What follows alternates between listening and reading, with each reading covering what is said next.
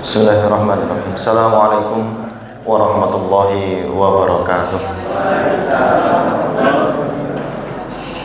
Alhamdulillahirabbil alamin.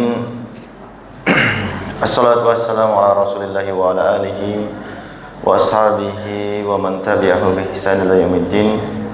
Allahumma la sahla illa ma ja'altahu sahla wa anta taj'alul hazna idza syi'ta sahla. Allahumma 'allimna ma yanfa'una wanfa'na bima 'allamtana wa zidna ilma.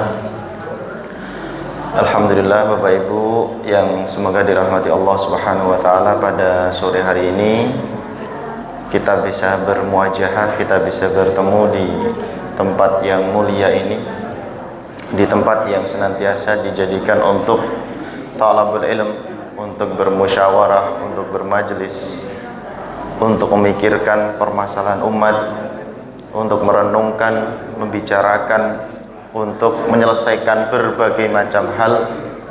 Dan semoga tempat ini adalah di antara tempat yang diberkahi oleh Allah Subhanahu wa taala, tempat di antara tempat yang nanti akan menjadi saksi kita di yaumul qiyamah sebagai bentuk syafaat kita. Amin, Allahumma amin. Bahkan Bapak Ibu, di yaumul qiyamah kita itu mungkin sebagian ulama, kalaupun kita nggak sepakat dengan bahasanya, itu mengemis pahala, ngemis peninggalan, ngemis ilmu, ngemis sedekah dan seterusnya. Ya Allah, mana sedekah yang pernah saya lakukan dulu yang Engkau terima? Ya Allah, mana sujud yang dulu pernah aku lakukan yang Engkau terima? Ya Allah, mana kaki yang pernah aku langkahkan di majelis ilmu, di masjid-masjidmu yang Kau terima? Jadi di hari kiamat kita betul-betul mengais, mencari di mana amalan-amalan itu diterima oleh Allah Subhanahu wa taala. Sebagaimana kita hari ini tidak pernah mengetahui satupun di antara amalan yang kita lakukan mana yang Allah terima, mana yang Allah tolak. Maka di antara salah satu cara supaya kita memiliki keyakinan itu dengan tadi disampaikan oleh Pak Yoyo, ittiba'un nabiyina sallallahu alaihi wasallam, mengikuti Nabi kita Muhammad sallallahu alaihi wasallam, sunnah-sunnahnya, junjungan-junjungannya, dan juga mengikuti bagaimana yang dilakukan oleh para sahabat, tabi'in, tabi'ut tabi'in, dan juga para ulama-ulama terdahulu yang memang mereka secara kapasitas keilmuan lebih soleh, lebih lurus, lebih bisa dipercaya. Bapak Ibu yang semoga dirahmati Allah Subhanahu wa taala, pada sore hari ini sebagaimana judul yang kita sepakati dengan Pak Haji kemarin, yaitu Sahih Fikih Kurban. Ya, kita ini sedang memurojaah Bapak Ibu, mengulang kembali permasalahan ini. Ya, kami jujur saja Bapak Ibu, Masya Allah, ternyata fikih ini ketika kita kaji secara mendalam, kita kaji berdasarkan dengan fatwa-fatwa ulama, ya, termasuk yang kami ada di dalamnya di Majelis Ulama Indonesia.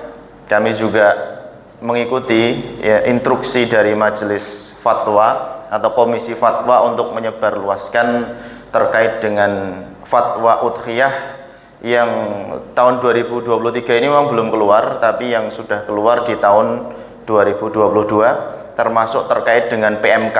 PMK itu penyakit sapi yang itu pernah mewabah, yang bahkan kita sampai kesulitan Pak itu untuk beli sapi seperti apa, karena dari pedagang sana ditutup, pedagang sini ditutup, akhirnya kita hanya bisa mengakses langsung dari penjual atau petaninya.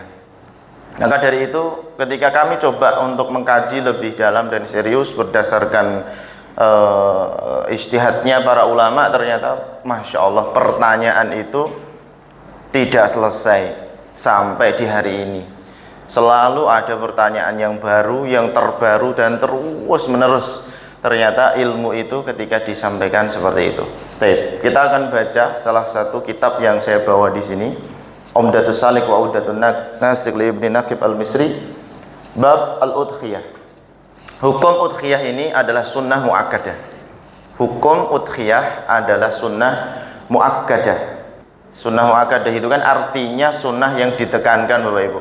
Jadi ditekankan bagi setiap muslim untuk melakukan. Ini sama persis dengan sholat Idul Fitri, sholat Idul Adha, itu kan hukumnya sunnah muakkadah. Lah motong kambing, nahr, itu juga sama. Motong sapi, motong kerbau, motong unta, itu juga sama. Statusnya juga sunnah muakkadah. Sekali lagi ini bagi yang mampu. Makanya kalau misalkan korban itu sampai jual rumah sampai akhirnya ngekos, mboten angsal, Bu. Jadi korban jual rumah 22 juta, rumahnya cuma laku 10 juta plus utang lagi, Masya Allah, itu tidak boleh. Jadi ini memang untuk yang mampu melakukan. Maka kalaupun tidak dikerjakan, itu juga tidak mendapatkan dosa. Maka itu hukum yang pertama. Allah Subhanahu wa taala berfirman di dalam surat Al-Kautsar, "Fasholli lirabbika wanhar."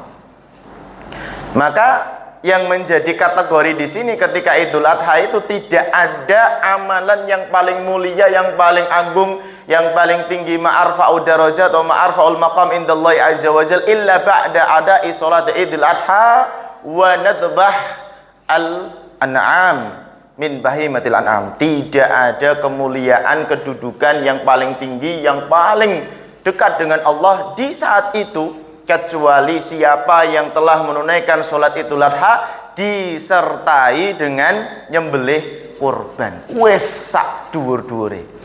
Tidak ada yang lebih tinggi dari ibadah itu. Tidak ada bandingannya, Bapak Ibu. Itu wes maksimal. Jadi kalaupun ada orang yang melakukan itu, maka semua kaum muslimin yang ada di sekitarnya tidak memiliki tandingan. Itu yang paling tinggi saat itu. Makanya kalau kita masih diberikan kesempatan rizki oleh Allah Subhanahu wa taala, bisa dimanfaatkan Bapak Ibu menjadi hamba Allah yang terbaik. Bisa dari bapak, bisa dari ibu, bahkan kalaupun kita ingin menjadikan anak kita ikut serta dalam nama rombongan si sapi, nama rombongan si kerbau, nama rombongan si onta, boleh Pak. Tapi kalau nama rombongan si kambing tidak boleh. Ya, kambing satu orang, Bu. Ya Pak, kambing ya minimal satu orang, setengah tidak boleh. Ya, setengah berarti nggak jadi. Ya, seperti itu Bapak Ibu. Jadi ini hukum yang pertama. Wa yundabu liman aradaha an la yahliqa sya'rahu. Hukum berikutnya adalah siapa saja yang menginginkan untuk melakukan sunnah ini untuk tidak memotong sya'ar. Sya'ar itu rambutnya. Jadi rambut apa saja ya, mohon maaf namanya fikih ya dibahas. Rambut dari atas sampai bawah. Makanya sebelum masuk satu Dzulhijjah, ya tadi Pak Yoyo mengatakan Dzulqa'dah kan? Gitu. Sekarang masih Dzulqa'dah toh? Lagi. Nanti kalau satu Dzulhijjah maka disunahkan tidak boleh dipotong. Itu sunnah, tapi lek terpaksa gondrong banget ya wis bismillah. Tapi lek terpaksa, tapi lek mboten ya jangan dipotong. Makanya bagaimana caranya? Ya kita potong dulu atau cukur dulu sebelum masuk satu Dzulhijjah. Kita cukur dulu. Kita potong dulu kuku, kemudian dipotong dulu kakinya, kuku tangannya, kemudian rambutnya dan seterusnya. Itu dilaksanakan sebelum masuk satu Dzulhijjah. Dan nanti ketika satu Dzulhijjah itu sudah siap siaga. Ya, selama berapa hari, Pak? Selama 10 hari. Iya, nek misalkan tanggal 10 disembelih, Bu. Nyembelih gilirannya tanggal 13 sampai tanggal 13 ya. Tergantung giliran. Jadi sampai disembelih hewan kurbannya. Wala yuqallima dhufurahu fi ashri dzulhijjati hatta yudahi. Tidak boleh motong rambut, tidak boleh motong kuku sampai kapan? Sampai 10 Dzulhijjah hatta yudhiyah, atau sampai dia memotong hewan yang akan dijadikan sebagai kurban. Dan hewan inilah yang nanti akan menjadi kendaraan dia di hari kiamat. Wa yadkhulu waqtuha, kemudian masuk waktunya idza tala'ati syams wa madha qadra salatil id wa khutbataini. Dan waktu ini, waktu kapan ini maksudnya? Waktu menyembelihnya idza tala'ati syams, jika matahari sudah terbit. Wa madha qadru salatil id wa khutbataini, setelah selesai melaksanakan sholat Id. Jadi kalau kita pakai tanda, Pak, misalkan ada tongkat ya, maka tongkat ini, jadi kalau dulu, ya ini kan ulama dulu itu kan tidak ada apa nggih Pak? Tidak ada jam, tidak ada apa namanya Pak, HP, tidak ada alat-alat elektronik, atau tidak ada badan ruqyah wal hisab yang dari Kemenak itu loh Pak, namanya apa itu, taukid waktu itu loh, jadwal jam, itu kan tidak ada sama sekali. Nah berarti dulu itu pakai tongkat melihat pas, oh iya sudah setinggi apa namanya tombak, sudah ini udah mulai, nah begitu. Nah kalau sekarang kita nombaki kayak gitu itu lucu Pak ya. Sekarang sudah nggak begitu ya, sudah nggak zaman lagi ya. Jadi kalau sudah seperti itu didirikan sholat id, makanya sholat idul adha itu bil isra, isra itu dipercepat. Kalau sholat idul fitri bit tabattu, tabattu itu diperlambat. Apa bedanya? Kalau idul adha itu dipercepat, masalahnya setelah sholat harus nyembelih. Kalau idul fitri diperlambat karena sebelum sholat ada tauzi' zakat. Sebelum sholat itu ada bagi-bagi zakat fitrah. Jadi zakat fitrah itu waktu yang paling utama ditunaikan itu sebelum sholat id. Tapi kan tidak mungkin kalau zaman saat ini, kan agak sedikit susah kalau sebelum sholat id mengingat dan menimbang. Tapi kalau kebiasaan di tempat saya belajar di Yaman itu memang betul-betul sebelum sholat id, ada yang seperti itu ya. Jadi setelah selesai sholat idul adha maka langsung. Dan bedanya lagi, kalau sebelum sholat idul adha itu disunnahkan untuk tidak makan, tidak minum. Jadi dalam posisi masih puasa tapi beduk, ya kan beduk ya. Jadi puasa sampai duha ya, sampai selesai sholat kemudian baru dibatalkan. Kalau idul fitri itu disunnahkan untuk dibatalkan dari sebelum sholat id, karena fitr tidak boleh berpuasa. Itu waktunya. Wa yakhruju bi khuruji ayyamit tasyrik wa hiya thalathatun ba'dal aidi. Dan keluarnya waktu penyembelihan ini adalah bi khuruj ayyam tasyrik. Jadi 10, 11, 12, 13 Dzulhijjah ini adalah waktu penyembelihannya. Ya. Nanti kalau keluar dari itu, keluar dari Dzulhijjah, tapi posisi hewan sudah di relawan, Bapak Ibu. Jadi panitia itu, nama panitia itu lajnah amil, itu di dalam konsep hukum Islam, hukum fikih, tidak ada kecuali hanya zakat. Mohon maaf, selain zakat maka tidak ada yang namanya panitia. Kenapa? Karena kalau sudah menyangkut panitia dalam konsep hukum fikih, berarti dia wajib digaji, dia wajib mendapatkan ujrah, upah, dia wajib mendapatkan bagian atau jatah. Sementara idul kurban, sementara zakat fitrah yang tidak tertunjuk, sementara seperti tagihan-tagihan yang lain itu tidak boleh ada yang namanya panitia. Seperti walimah itu tidak boleh ada yang namanya panitia. Meskipun kita menamakan panitia, tapi sebenarnya itu relawan. Jadi nek diopahi matur suwun, nek mboten diopahi yo njaluk. Mboten. Maksudnya pun tidak ada batasan, beda dengan amil, Pak. Mohon maaf. Kalau amil itu ketentuannya sudah jelas. Tapi kalau selain itu, selain zakat, maka tidak boleh menentukan. Misalkan saya kalau nyembelih nanti harus diupahi setiap satu sembelihan dengan 500.000, lah itu tidak boleh. Misalkan nanti kalau saya membantu proses pernikahan kamu nanti harus dibayar sekian dan sekian, wajib tertulis, lah itu tidak boleh. Tapi kalau zakat itu boleh, karena di dalam hukum Islam panitia hanya ada di zakat. Selain itu tidak masuk dalam konsep kepanitiaan. Dan jika kambing atau sapi atau kerbau atau unta ini sudah dikumpulkan kepada relawan, atau menurut bahasa kita yang paling mudah panitia saja, maka kalau toh misalkan ternyata lebih dari hari tasyrik, tanggal 10, 11, 12, 13 kok ndak nuntut, Masya Allah Pak, misalkan di GDM atau di isimu dapat misalkan 50 sapi, Masya Allah, tabarakallah, sementara yang nyembelih cuma 5 orang, ya 50 sapi per 5 orang, Pak. Lah ini kan luar biasa. Sampai selesai hari tasyrik nggak cukup waktunya. Lah maka ini boleh diqadha namanya di luar hari tasyrik dan tidak berdosa. Niatnya mengqadha. Tapi kalau misalkan tanggal 14 baru sadar, loh Ini tadi 14 Dzulhijjah, ya wis bismillah tak kodok sekarang. Lah itu tidak sah.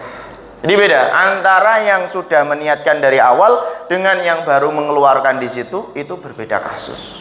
Maka yang mengkodok ini yang diperbolehkan adalah ketika memang dari awal sudah meniatkan diri untuk melaksanakan udhiyah tersebut. Itu baru boleh ketika tanggal 14 baru disembelih. Itu pun jika memang memiliki asas dan dasar yang menjadi udzur syar'i. Kenapa sih si panitia itu kok tidak bisa menyembelih? Padahal 4 hari itu adalah min afdhaliyatil alwaqt, daripada waktu yang utama untuk disembelihnya hewan tersebut.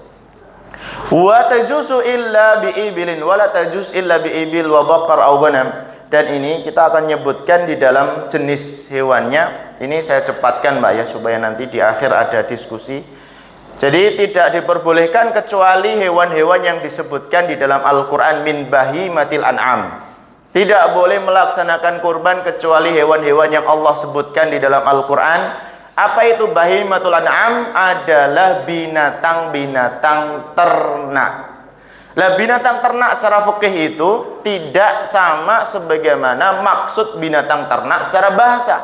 Kok bisa Ustaz? Iya. Kalau secara bahasa, maka setiap yang diternak itu namanya binatang ternak. Ayam dia ternak, kelinci ya ternak, apa lagi Pak? Lele ya ternak. Itu secara bahasa. Ustaz, saya mau mau kurban Ustaz. Pakai apa? 1 ton lele. Ya enggak bisa. 1 ton ayam, ya enggak bisa. Meskipun harganya lebih mahal dari harga kambing, enggak bisa Bu. Enggak bisa itu.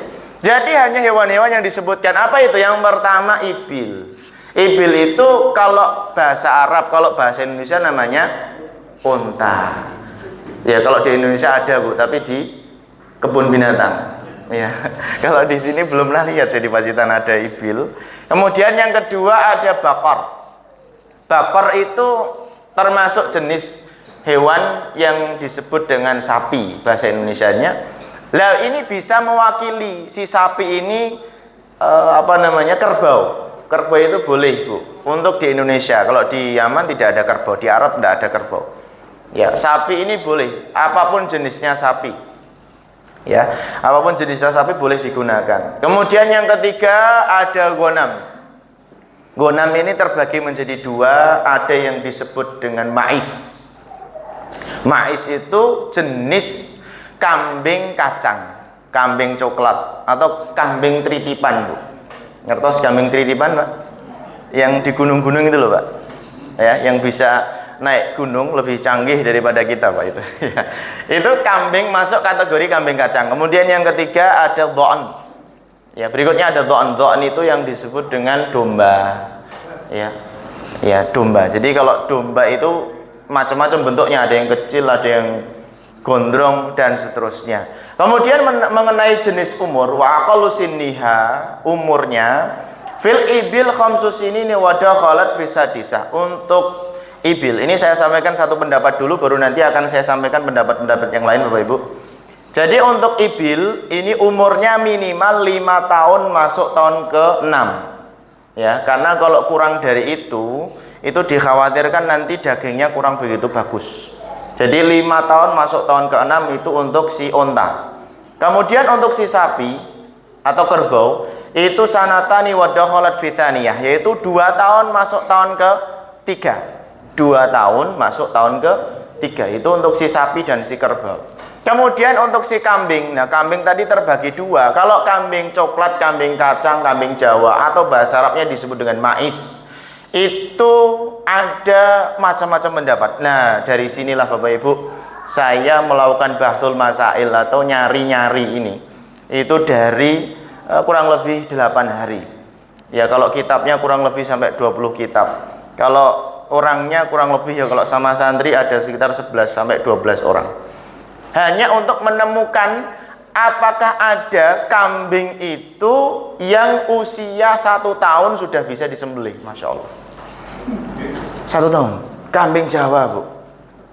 Untuk menemukan pendapat ulamanya atau untuk menemukan dasar hadisnya. Kenapa? Karena Rasulullah menyampaikan la tadbahu illa musinnatan. Janganlah kamu menyembelih hewan kurban yang namanya hewan kurban tadi, dari apa tadi, kerbau, dari unta, dari kerbau, dari sapi, itu harus musinnah, Pak. Musinnah itu, yang disebut musinnah itu adalah dari kata sinnu. Sinnu itu gigi.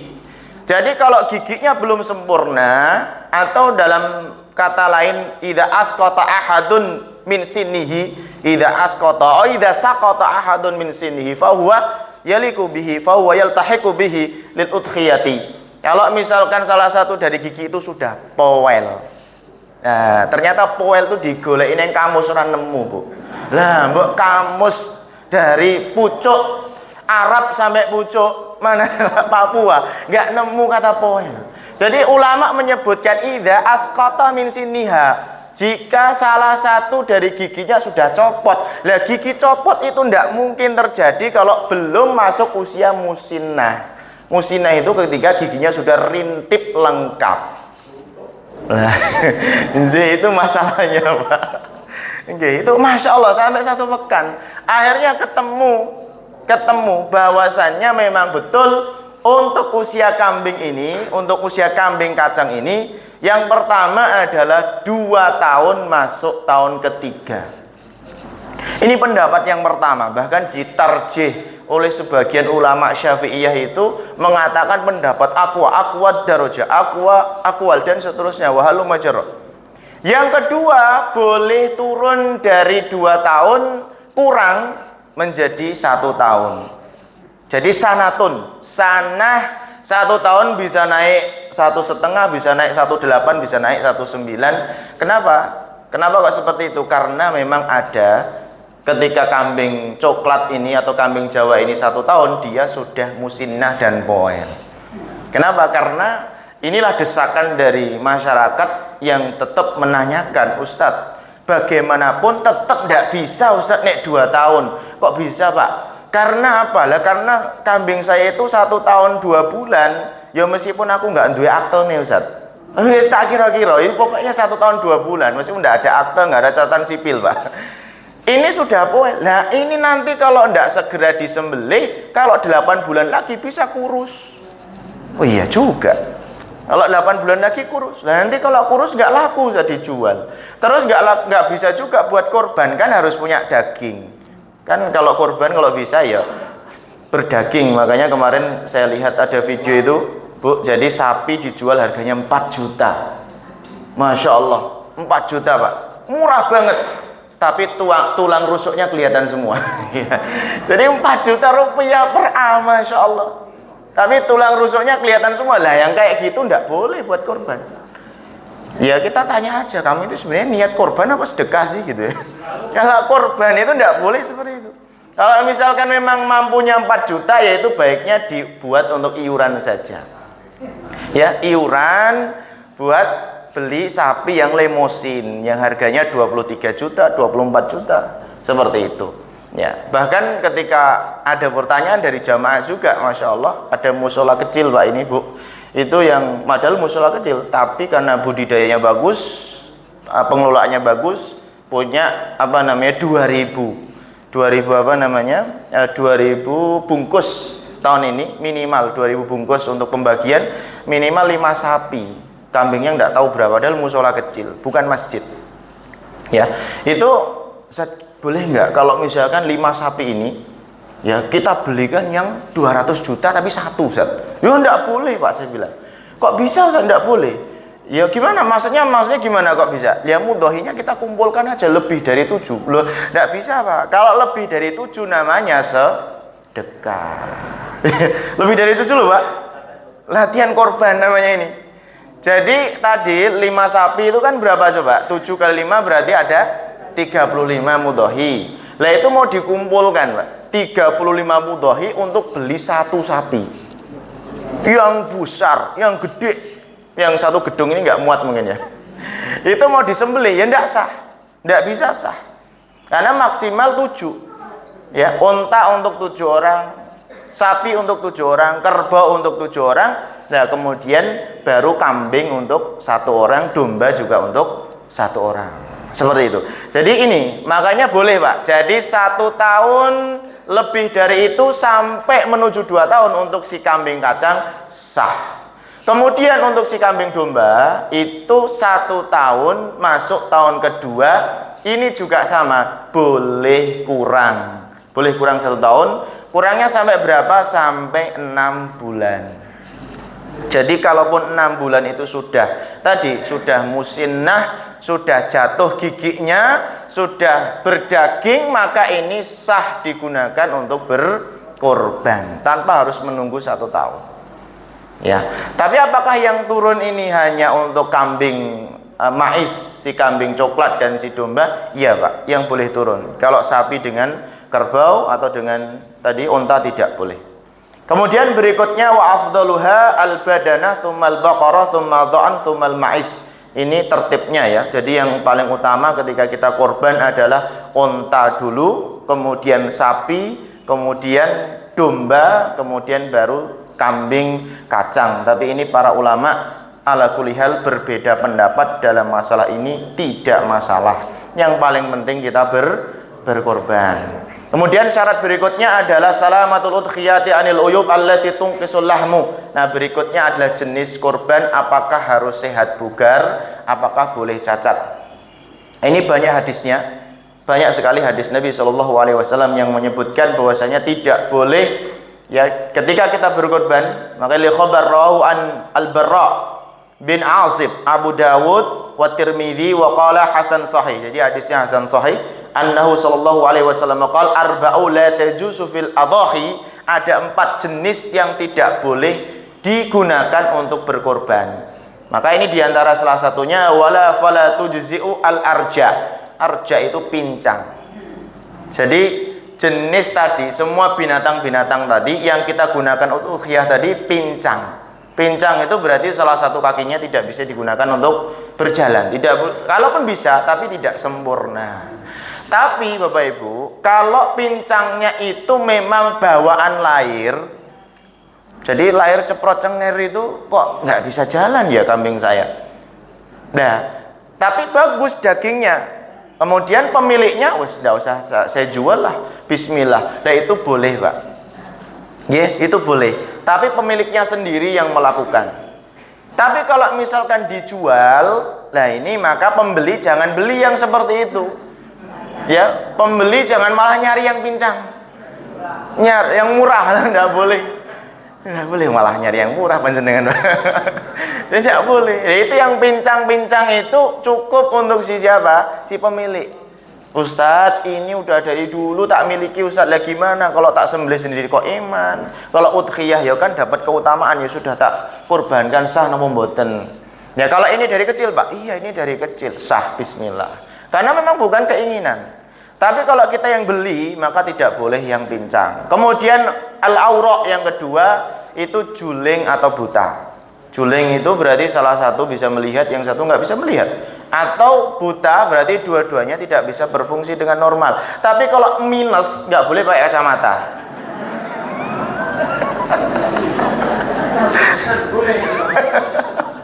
Memangnya kalau ada kacamata kambing pakai aja Pak. Kalau nggak ada kacamata kambing ya sudah, berarti nggak usah. Ya sampai buta ya, tapi kalau minus nggak masalah karena Pak kambing pun nggak suka baca meskipun dia ada kacamatanya. Kemudian al-maridhah, berikutnya sakit. Ya sama saja, sakitnya sakit tingkat tinggi. Tapi kalau hanya sekedar flu, ya gemberges ya, ya itu dikerokin dikit sembuh ya. Tapi ini maksudnya sakit tingkat tinggi yang sampai bisa mempengaruhi daging. Intinya daging. Daging lagi, dan daging lagi. Pokoknya kalau misalkan sakitnya itu sampai mempengaruhi jenis kualitas daging, maka harus segera diobati atau ditinggalkan. Tidak boleh kalau misalkan untuk udhiyah. Ini hadis Nabi SAW.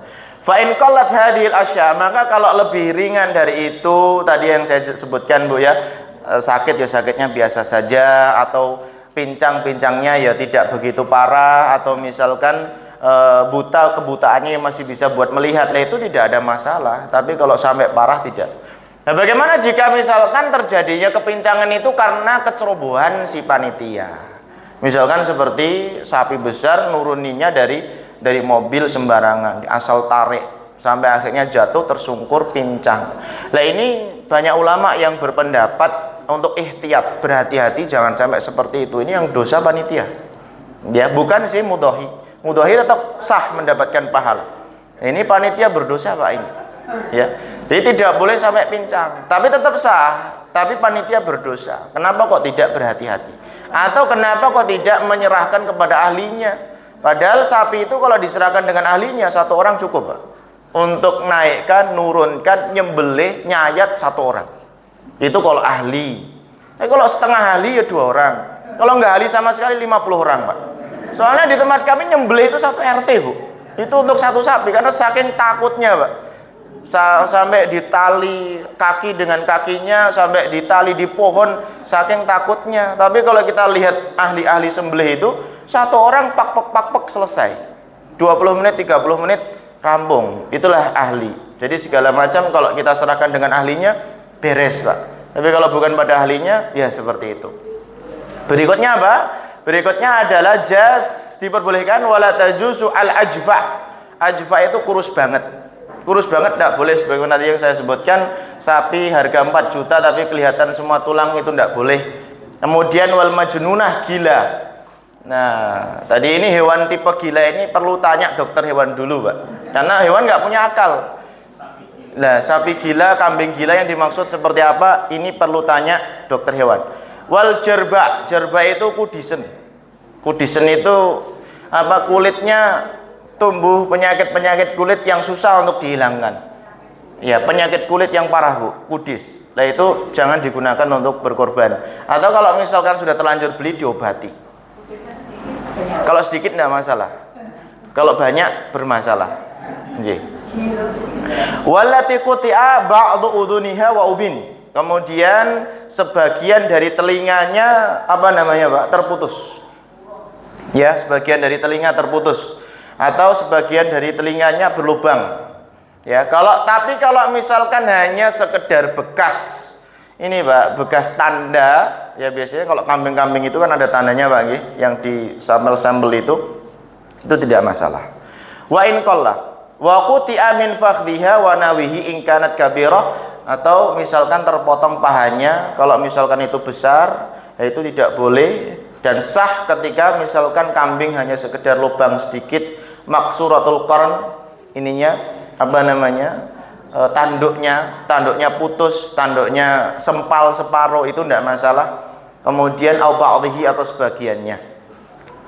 Itu seperti itu untuk jenis-jenis hewan. Kemudian untuk penyakit-penyakitnya, termasuk untuk kecatatannya yang tidak diperbolehkan untuk berkorban. Nah, berkorban ini berikutnya adalah al-afdal ayat bahu au ayat baha binafsihi, untuk menyembelih dirinya sendiri. Ini sebagaimana hadis Anas radhiyallahu anhu awalul bab yang disebutkan kana Nabi sallallahu alaihi wasallam, anna Nabi sallallahu alaihi wasallam kana yadbahu udhiyatahu bil musalla wa kana Ibnu Umar yaf'aluhu. Jadi Nabi sallallahu alaihi wasallam itu Bapak Ibu setiap tahun berkorban dan disembelih sendiri. Disembelih sendiri. Rasulullah menyembelih kambing dan orang Arab itu suka dengan domba. Itulah kesukaan Nabi Shallallahu Alaihi Wasallam, disembelih sendiri. Fa in lam yuhsin falyahdhur. Maka kalau dia tidak memiliki kemampuan untuk menyembelih, maka hadir saja, melihat. Tapi kalau melihat pun tidak berani, ya udah di rumah saja. Nanti kalau sudah matang datang ke tempat penyembelihan. Seperti itu. Ambil jatah aja. Nyembelih ini Bapak Ibu, yang paling penting adalah terputusnya 2 urat. Yang pertama urat masuknya dan keluarnya makanan. Yang kedua adalah urat masuk dan keluarnya nafas, untuk bernafas. Wala tsalitsalaha, tidak boleh yang ketiga, yaitu terputusnya leher. Jadi nyembelih sampai putus. Ya, nyembelih sampai putus terbagi 2. Yang pertama in amida bihi, kalau dia menyengaja sampai putus, wa dzaluma bihi minal bahimatil an'am fahuwa haram, maka itu haram. Kalau dipangkas sampai putus, langsung dipangkasi begitu, itu haram Bu. Kenapa? Karena zalim. Tapi kalau latihan, ya, saking semangatnya Pak Yoyo kan besar Bu. Latihan, Masya Allah, nggak tahu kalau misalkan goloknya itu golok termahal. Harga 2 jutaan, Masya Allah, 3 kali putus loh, kok kepalanya tak pegang. Ya ini tidak masalah. Ini minimal makruh saja, sampai makruh. Termasuk sama ayam juga seperti itu. Ayam juga sama, kemudian bebek juga sama, kemudian semua jenis hewan yang disembelih sampai terputus tanpa disengaja dan tanpa meniatkan untuk mendolimi hewan tersebut hukumnya makruh, tapi kalau meniatkan untuk mendolimi hukumnya haram. Makanya Nabi Shallallahu Alaihi Wasallam itu menyebutkan innamal a'malu binniyat wa yaqulu aidan bismillahi Allahumma taqabbal min Muhammad wa ali Muhammad wa min ummati Muhammad. Itu yang dilakukan oleh Rasulullah ketika menyembelih kambing kurbannya. Nah, kemudian bagaimana dengan panitia? Nah, ini jika sampai sini berarti kita masuk dan menyinggung sedikit untuk panitia. Kalau kita nyembelih kan tidak mungkin Ustaz, kalau misalkan nggak ada doping lah. Masa nyembelih 5 sapi nggak ada, ya nggak ada amis-amisnya, amis ibu perengus ya. Kalau nggak ada perengus-perengusnya, maksudnya minta gulai Pak Haji. Ya, kalau nggak ada gulai-gulainya, atau nggak ada sate-satenya, atau nggak ada tongseng-tongsengnya, nggak mungkin lah. Harus ada. Lah ini nggak boleh ngawur Bapak Ibu. Ini masyarakat sebagian saya nggak mengatakan seluruhnya, itu masih sembarangan dalam menggunakan daging. Jadi dalam masalah ini, maka yang pertama yang harus dilakukan oleh panitia, tidak boleh asal masak, tidak boleh asal nongseng. Tidak boleh asal goreng, asal godok, nggak boleh. Kenapa seperti itu? Karena tidaklah daging yang sembelih kecuali sudah ada pemiliknya. Hati-hati Bapak Ibu. Sudah ada pemiliknya, hati-hati. Makanya yang pertama kali yang harus dilakukan adalah harus izin dulu. Izin sama siapa? Sama pemilik. Apakah itu pemilik yang akan dibagikan? Apakah pemilik si mudhahi, si pemilik hewan kurban? Kalau misalkan memang dia tidak bisa menjumpai orang yang akan dibagikan, minimal dia bilang dulu, izin dulu sama si mudhahi, sekedar izin saja. Ini nanti yang kan 3 Bu, yang pertama sepertiga yang pertama dimakan, sepertiga yang kedua disedekahkan, sepertiga yang ketiga dihadiahkan. Nah, kalau yang pertama ini dimakan, sepertiga yang pertama ini dimakan daging itu. Jadi kalau misalkan ada 7 orang sapi iuran 7 orang, nanti dapat sepertiga. Lah ini difahami juga yang dimaksud sepertiga itu per orangnya dapat sepertiga. Lah kalau per orangnya dapat sepertiga ya nanti nggak jadi bagi-bagi Bu. Ya habis berarti sak sapi kalau begitu. Yang dimaksud adalah sepertiga dibagi 7. Nah ini hukum fikih ini harus belajar fikih ini harus ada gurunya, ini nggak boleh baca sendiri. Sepertiga dibagi 7. Nah nanti dapatnya berapa? Saya sudah menanyakan ini banyak masjid dan banyak ketua takmir. Ya karena saking seringnya kajian udhiyah nggak pakai kitab pun bisa aslinya Pak ini. Ya jadi apa namanya? Ini si takmir masjid atau si ketua panitia ini membagi langsung. Dan itu ternyata Pak, kalaupun minimal itu 200 kilo daging maksudnya, ya itu kan lebih dari 10 kilo tuh Pak. Per orang, kalaupun misalkan sepertiganya, kan sudah banyak. Lah di dalam kitab Mughni Muhtaj Asy-Syirbini itu disebutkan afdolnya itu si mudhahi, orang yang ingin mengorbankan tadi si sapi atau si kambing atau si kerbau atau si onta, itu afdolnya hanya apa? Lukmah itu hanya 1 sendok daging, itu paling afdol. Jadi kalau misalkan berkorban terus jatahku ada nggak lo, jatah ini nggak bisa. Jadi tidak boleh nanyain jatah. Jatah itu kalau dikasih ya alhamdulillah, kalau nggak dikasih ya jalo. Jangan minta Pak Bu ya. Ya jangan minta, ya sudah ikhlaskan. Tapi insya Allah panitia paham. Jadi seperti itu Ibu. Yang kedua adalah untuk sedekah. Lah ini bedanya sedekah dengan hadiah. Kalau sedekah ini biasanya di dalam bahasa fikih itu digunakan lil fuqara wal masakin. Ya wis termasuk kaya aku Bapak Ibu, itu termasuk miskin. Ya, saya tidak bisa dikatakan kaya, kenapa? Ya karena harta saya tidak tercukupi untuk bayar zakatul mal. Zakatul mal itu kalau dikumpulkan 1 tahun itu harus berjumlah 85 gram emas. Ya, berarti Ustadz nggak punya NPWP ya, udah jelas itu nggak usah ditanya, pasti nggak ada NPWP-nya. Karena NPWP itu kan minimal gajinya tinggi Pak ya. Itu satu contoh. Ya, kemudian apa? Yang kedua kalau hadiah itu adalah lil aghniya. wa ashabul wilayah wal umara wal ulama. Nah, jadi kalau misalkan untuk hadiah itu untuk orang-orang kaya, untuk para tokoh, untuk pemerintahan, untuk para ulama, itu namanya hadiah. Ya, ustadz, kiai, tokoh masyarakat dan seterusnya itu pakai nama hadiah. Kenapa? Karena kalau pakai nama sedekah, ya Allah, aku ya sedekah. Enggak, janganlah, saya enggak terima. Pasti begitu. Tapi kalau hadiah, ya sudah, bismillah, saya terima. Gitu ya. Itu yang sering digunakan untuk bahasa saja.